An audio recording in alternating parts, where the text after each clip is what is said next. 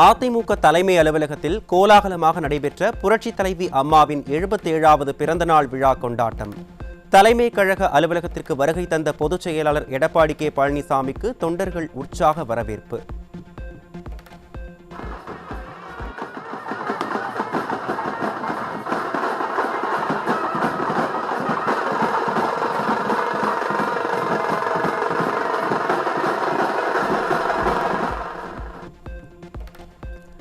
புரட்சித் தலைவியின் பிறந்த நாளை ஒட்டி புரட்சித் தலைவர் மற்றும் புரட்சித் தலைவி ஆகியோரது திருவுருவ சிலைகளுக்கு மலர் தூவி மரியாதை செலுத்திய கழக பொதுச் செயலாளர் கழக கொடியை ஏற்றி வைத்து தொண்டர்களுக்கு இனிப்புகளை வழங்கி மகிழ்ந்தார்.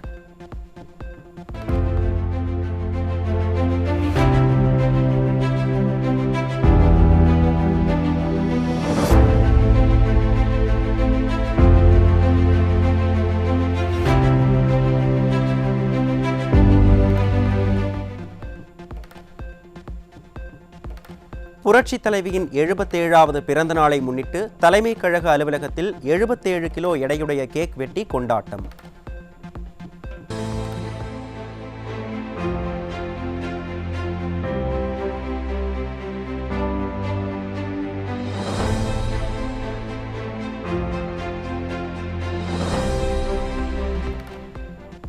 ஏழை எளிய மக்களுக்கு அதிமுக பொதுச் செயலாளர் எடப்பாடி கே பழனிசாமி அன்னதானம் மற்றும் நலத்திட்ட உதவிகளை வழங்கினார்.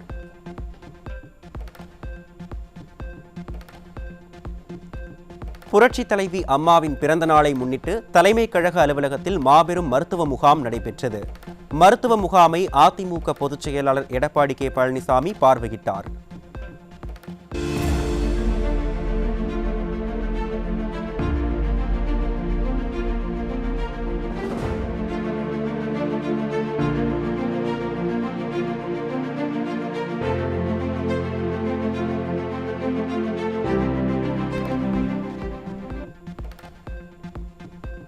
புரட்சித் தலைவி அம்மாவின் பிறந்த நாளில் கழக இளம் விளையாட்டு வீரர்கள் வீராங்கனைகள் அணிக்கான இலச்சினை வெளியிடப்பட்டது. இலச்சினையை வெளியிட்ட கழக பொதுச் செயலாளர் மத நல்லிணக்கத்தை உருவாக்கவே விளையாட்டு வீரர்களுக்கான அணி உருவாக்கப்பட்டதாக தெரிவித்தார்.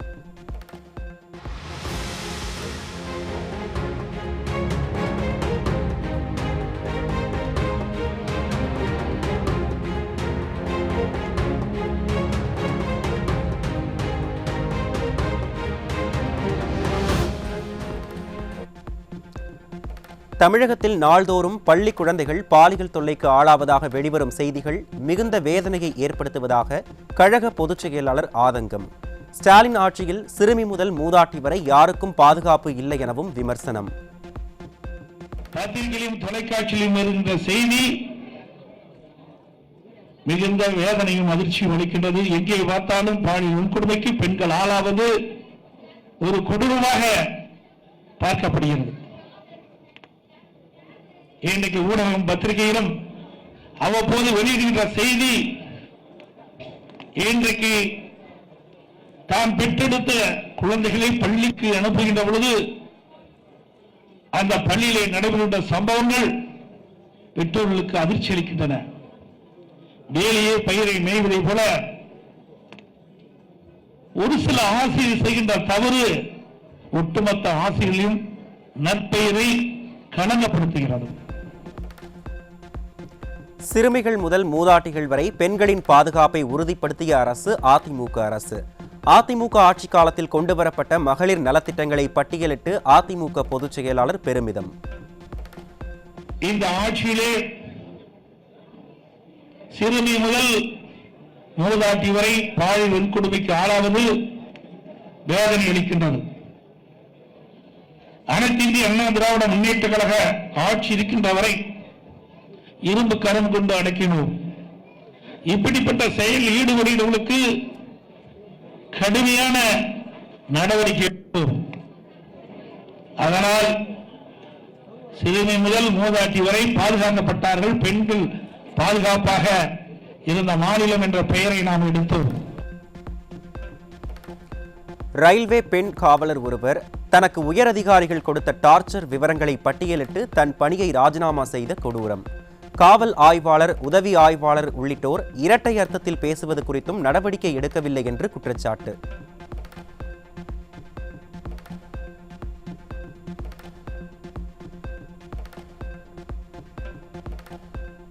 சென்னை 1000 விளக்கு பகுதியில் மெத்தபெட்டமைன் போதைப் பொருள் வைத்திருந்த இருவர் பிடிபட்டனர்.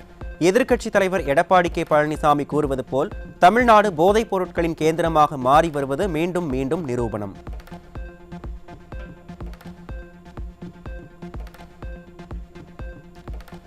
கோவை மாவட்டம் குனியமுத்தூர் பகுதியில் தங்கும் அறையில் கஞ்சா செடிகளை வளர்த்து வந்த 5 கல்லூரி மாணவர்கள் பிடிபட்ட நிலையில் கஞ்சா செடிகளும் பறிமுதல். நிர்வாக திறனற்ற திமுக ஆட்சியில் வீடுகளில் பூந்தொட்டி வளர்ப்பது போல் கஞ்சா செடிகளை வளர்த்து வரும் நிலையில் போதைப் பொருளான கஞ்சா விற்பனையை தடுக்க அரசு என்ன நடவடிக்கை எடுக்கப் போகிறது என மக்கள் கேள்வி. கன்னியாகுமரி மாவட்டம் ராமன்புதூரில் 1 கிலோ 900 கிராம் எடை கொண்ட கஞ்சாவுடன் 3 பேர் பிடிபட்டனர். திறனற்ற திமுக ஆட்சியில் கஞ்சா உள்ளிட்ட போதைப் பொருட்கள் தங்கு தடையின்றி கிடைப்பதாக மக்கள் குற்றச்சாட்டு.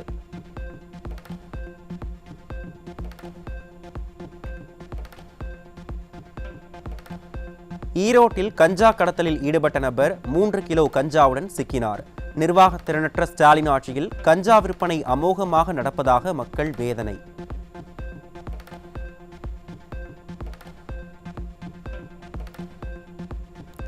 சென்னை வடபழனியில் தமிழக அரசால் தடை செய்யப்பட்ட சுமார் 30 கிலோ குட்கா மற்றும் புகையிலை பொருட்கள் சிக்கியது. தலைநகர் சென்னையிலேயே குட்கா புழக்கத்தை தடுக்க முடியாமல் ஸ்டாலின் அரசின் ஏவல் துறை திணறுவதாக மக்கள் விமர்சனம்.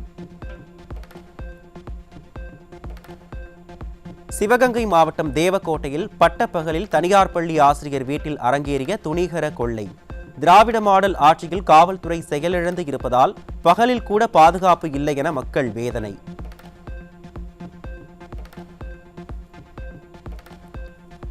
குமரி மாவட்டம் நித்திரவிளை அருகே பட்டப்பகலில் வீட்டின் பூட்டை உடைத்து கொள்ளை.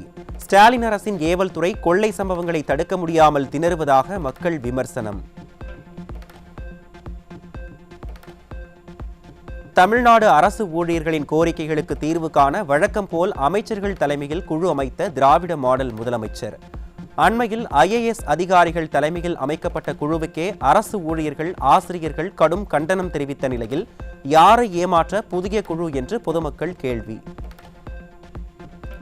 பழைய ஓய்வூதிய திட்டம் மீண்டும் அமல்படுத்தப்படும் உள்ளிட்ட பல்வேறு வாக்குறுதிகளை அரசு ஊழியர்கள் ஆசிரியர்களுக்கு திமுக அரசு அளித்த நிலையில் எதையும் நிறைவேற்றவில்லை என்று அரசு ஊழியர்கள் குற்றச்சாட்டு.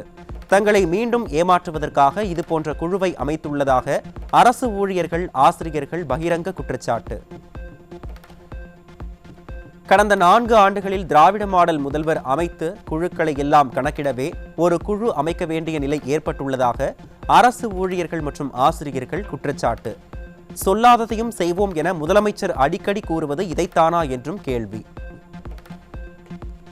சென்னை நேப்பியர் பாலம் அருகே உள்ள பக்கிங்காம் கால்வாயில் நீரின் தரம் மிக மோசமானதாக உள்ளதாக ஆய்வில் தகவல். குளோரைட், சல்பேட், மெக்னீசியம் உள்ளிட்டவை பரிந்துரைக்கப்பட்ட தரத்தை மீறி உள்ளதும் ஆய்வில் அம்பலம்.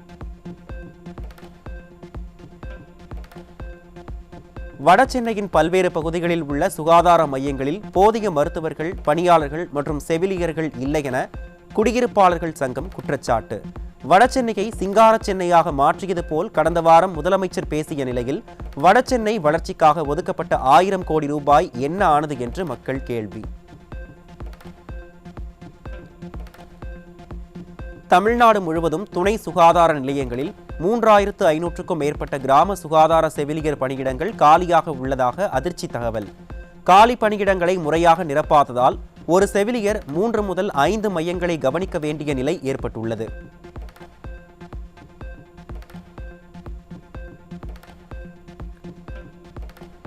திருப்பூர் மாவட்டம் பல்லடம் பேருந்து நிலையம் அருகே தனியார் உணவகத்தை சூறையாடிய மதுபோதை இளைஞர்கள். ஸ்டாலின் ஆட்சியில் மதுபோதையால் இளைஞர்கள் சீரழிந்து வருவதாக பொதுமக்கள் வேதனை.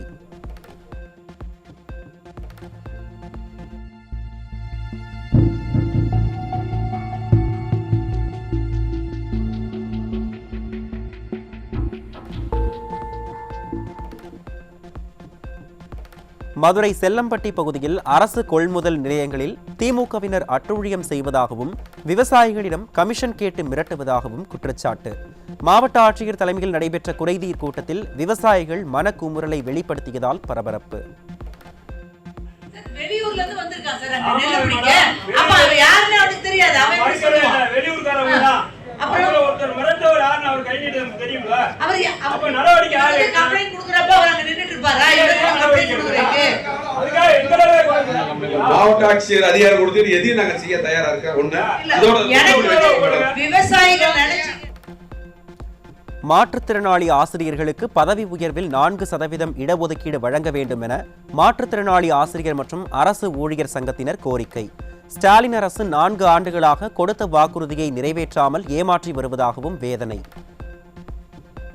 தமிழ்நாட்டின் மின்சார தேவை அடுத்த 10 ஆண்டுகளில் 2.50 லட்சம் மில்லியன் யூனிட்டாக உயரும் என கணக்கிடப்பட்டுள்ள நிலையில் மின்சார உற்பத்தி திட்டமிடலில் திராவிட மாடல் அரசு தவறியது மீண்டும் அம்பலம். கடந்த அதிமுக ஆட்சியில் தொடங்கிய மின் உற்பத்தி திட்டங்களை நிறைவேற்றாமல் புதிய திட்டங்களை தொடங்காமல் மக்கள் பணத்தை வீணடித்து வருவதாக குற்றச்சாட்டு. கத்தோலிக்க திருச்சபை தலைவரான போப் பிரான்சிஸின் உடல்நிலை தொடர்ந்து கவலைக்கிடமாக இருப்பதாக வாட்டிகன் நிர்வாகம் அறிவிப்பு. கடந்த 14ஆம் தேதி மருத்துவமனையில் அனுமதிக்கப்பட்ட போப் பிரான்சிஸ் நிமோனியா தொற்றால் பாதிக்கப்பட்டிருப்பதால் கத்தோலிக்க கிறிஸ்தவர்கள் கவலை. போப் பிரான்சிஸ் உடல்நிலை மிகவும் கவலைக்கிடமான நிலையில் உள்ள நிலையில் உலகம் முழுவதும் கிறிஸ்தவர்கள் பிரார்த்தனை. உலகம் முழுவதும் உள்ள தேவாலயங்களில் சிறப்பு வழிபாடு.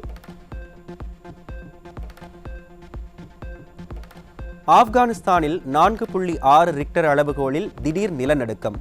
ஏற்கனவே கடந்த 14ஆம் தேதி நிலநடுக்கம் ஏற்பட்டிருந்த நிலையில் தற்போது ஏற்பட்ட நிலநடுக்கத்தால் ஏற்பட்ட சேதம் குறித்த விவரம் வெளியாகவில்லை.